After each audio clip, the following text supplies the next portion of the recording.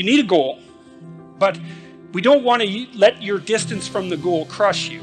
So you got to set up a goal, and then you got to break the goal down into parts so that you can move towards it and you have a fairly high likelihood of doing it. So that's a bit of practical, I wouldn't say advice, because it's better than advice. It's some practical knowledge about how to go about achieving an aim. Set a high aim, but differentiate it down so you know what the next step is, and then make the next step difficult enough so you have to push yourself past where you are, but also provide yourself with a reasonable probability of success. You really have to stop comparing yourself in some ways to other people. And the reason for that is that the particularities of your life are so idiosyncratic that there isn't anyone really all that much like you, because the details of your life happen to matter. And so maybe you compare yourself to some rock star or something like that, and the person's rich and famous and glamorous and all that, but they're alcoholic and they use too much cocaine and they've had 3 divorces, and it's like, how the hell do you make sense out of that? Is that someone that you should judge yourself harshly against or not? The answer is you don't know, because you don't know all the details of their lives. And who do you know that you can compare yourself to? That's easy. You. Yesterday. Compare yourself to who you were yesterday, not to who someone else is today. So here's a good goal. It's something like, well, aim high, but use as your control yourself. So your goal is to make today some tiny increment better than yesterday. And you can use better. You can define better yourself. This doesn't have to be some imposition of external morality. You know where you're weak and insufficient, where you could improve. Think, okay, well, this is what I'm like yesterday. If I did this little thing, things would be just an increment better. That's a great thing, because you get the ball rolling, and incremental improvement is unstoppable. You can actually implement it, and it starts to generate Pareto distribution-like consequences. It starts to compound. Then you have your goal, and then you think, well, I need to move towards that incrementally, because I'm kind of useless and can only do so much, and maybe not even that. But all I have to do is be a little bit better than my miserable self yesterday.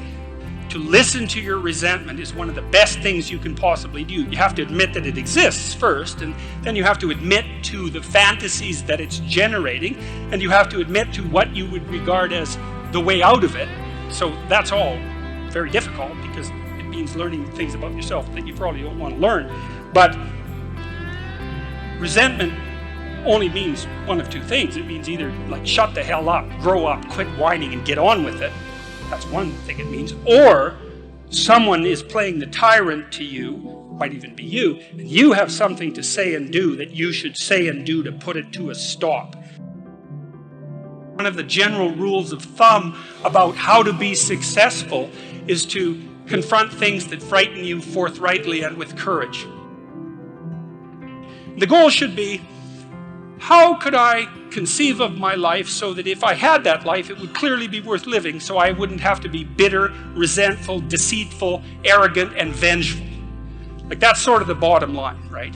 Because that's what endless failure does to you. It's not good. That's what life without purpose and a goal does to you as well, because life is very hard. So you think, okay, well, I need to adopt a mode of being that would justify my suffering. And you can ask yourself that question. What would make this worthwhile? You need to take care of yourself, because you're in the best position to do that.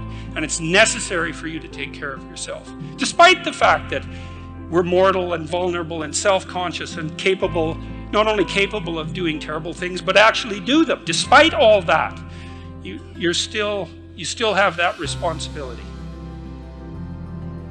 I wanted to, hit the question as hard as I can to try to figure out, well, why people are contemptuous of themselves.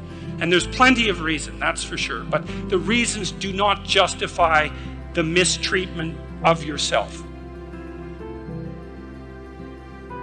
Make friends with people who want the best for you. And that's a meditation on my own childhood and adolescence to some degree. I had friends who wanted the best for me and friends who didn't. And like you have an ethical responsibility to take care of yourself, you have an ethical responsibility to surround yourself with people who have the courage and faith and wisdom to wish you well when you've done something good, and to stop you when you're doing something destructive. And if your friends aren't like that, then they're not your friends. Be careful about whom you share good news with. A friend is someone you can share good news with, you know. You go to them and you say, hey, look, this good thing happened to me. And they say, look, I'm so happy that that happened to you. Like, way to be. And they don't think, God damn it, why didn't that happen to me? And like, you know, you didn't deserve it. Here's a bunch of reasons you're stupid and why it won't work. It's like, that's not helpful. You know what, the other thing people are doing, if they're trying to drag you down, let's say, is they're trying to see if you'll put up with it. Because they have this idea that maybe life isn't worth living and things aren't good, and that if they can besmirch, let's say, to use an archaic term, something that's pristine and good, then they demonstrate to themselves that there is no true ideal and that there's no necessary reason to be responsible and to strive forward. There is inequality. What that means is there's always going to be people around that are better at something than you are. And that's a problem, because you can get jealous and you can get bitter and you can get resentful, and worse, you can get hopeless. You need an ideal because you have nothing to aim at, but an ideal is a judge, and you always fall short of the ideal.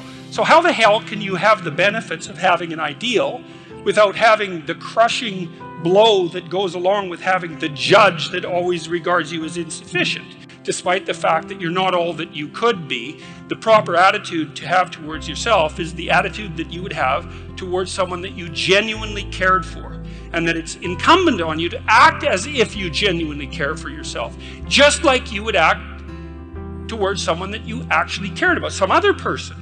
It's a reversal in some sense of the golden rule, right? And it's a discussion of why that's necessary. And also, more than that, it's a discussion of why you have a moral obligation to do that. It's not just that you should because it would be better for you. You actually have a moral obligation to do that, I think, because you make the world a much worse place if you don't take care of yourself. So you should bloody well take care of yourself, you know. It's partly because you have something valuable to bring into the world. That's the thing about being an individual. It's the thing that Western civilization has always recognized, that as an individual, you have a light that you have to bring into the world, and that if you don't bring it into the world is a dimmer place, and that's a bad thing, because when the world is a dim place, it can get very, very, very dark. There's this old idea that you go into the abyss. It's an idea that you can gaze into the abyss. You gaze long, and what you find in the abyss is a monster. That's the dragon at the bottom of the abyss, let's say. That's Satan himself, for that matter. But if you go into that as deeply as you can, what you find is you find your fragmented father in a comatose condition, in a desiccated and separated condition. And then you revivify that. Well, what does that mean? It means something. It means that if you look in the darkness, you find the light. That's one thing it means. And that the light really stands out against the darkness, but that the light is to be found in the darkness. So that's a very interesting thing. That's a quest narrative. But it means more than that. It means something fundamental. So we know, for example, that if you take yourself out of your current state of predictability and safety, and you put yourself in a new situation, you'll learn, right? You'll incorporate new information. So that's a cognitive issue. But that isn't all that happens. What happens is that new genes turn on within you and code for the production of new proteins. And that happens neurologically. New parts of you turn on. And so the idea is that if you can move yourself out into the world and push yourself out against a maximum array of challenges, more and more of you turns on. And then the question would be, well, what would you be if all of you that could be turned on was turned on? And the answer would be, you would be the resurrection of the ancestral father. That's what you would be. And so that's why Christ says, I am the way and the truth and the life, and no one comes to the Father except through me.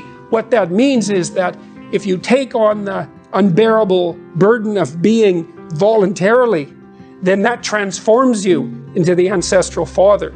And that's true. And so that's unbelievably optimistic. It's so interesting because it's dark beyond belief. While the world is characterized by suffering and by malevolence of a depth that's virtually beyond comprehension. But if you choose to comprehend that, what you discover in that is the light that destroys the darkness. And that's really something to discover. There isn't a discovery that's more profound than that. That's the search for the Holy Grail or the Philosopher's Stone, all of that.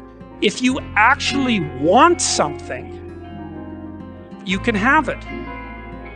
Now the question then would be, well, what do you mean by actually want? And the answer is that you reorient your life in every possible way to make the probability that that will occur as certain as possible. And that's a sacrificial idea, right? It's like, you don't get everything. Obviously. But maybe you can have what you need. And maybe all you have to do to get it is ask. But asking isn't a whim or today's wish. It's like, you have to be deadly serious about it. You have to think, okay, like, I'm taking stock of myself. And if I was going to live properly in the world and I was going to set myself up such that being would justify itself in my estimation, and I don't mean as a harsh judge, exactly what is it that I would aim at?